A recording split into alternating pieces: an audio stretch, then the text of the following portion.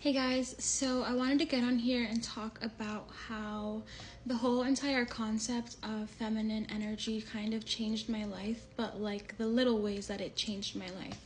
And there's it's kind of a trend, and it has been for a while, like feminine energy, how to be in your feminine, how to live in your feminine, the soft life trend. Like there's a lot of talk about it, and I feel like if you can really embody the benefits of what it means to really live in your feminine energy, if you're somebody who has experienced burnout and hasn't really been in tune with the essence of who they are, then it can be really, really healing. And I'm gonna just share some of the more subtle ways that it helped me, and it continues to help me when I am conscious enough to implement it in my life, in this crazy life. So I'm gonna use kind of a silly example, but I feel like in that moment I chose to lean toward my feminine energy when it comes to making decisions, right? No matter big decisions or small decisions, you can approach it from a place of feeling overwhelmed and overthinking that decision, or a place of flexibility and flow when making that decision, knowing that no matter what you choose, that's the best decision for you, and having faith that things are going to work out is an embodiment of feminine energy, because you are more in your flow. So a way that this showed up for me was when I was thinking about not drinking coffee anymore.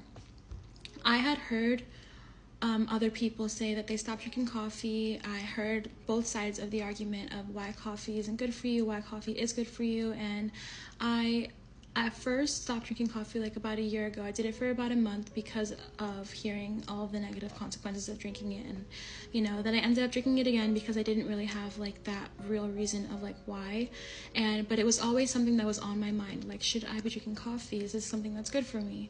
And I feel once I got to a place in my mentality where I allowed myself to be more flexible and not so black and white, I either drink coffee or I don't drink coffee, and just overall overcoming black and white thinking and marking one thing as good and bad, that's a very masculine compartmentalizing way of thinking, that I catch myself doing honestly a lot. Once I started letting myself be more flexible in my mentality and in my choices, I feel that's something that's really healed me, because black and white thinking can be really detrimental, and not everything always fits into a box, and that's the beauty of life, right? So when it came to if I wanted to decide to drink coffee or not, I did stop drinking coffee for about a week. I decided actually to stop drinking coffee every single day and have coffee when I feel like it, whether it's a special occasion or I feel hey, I could use a coffee today.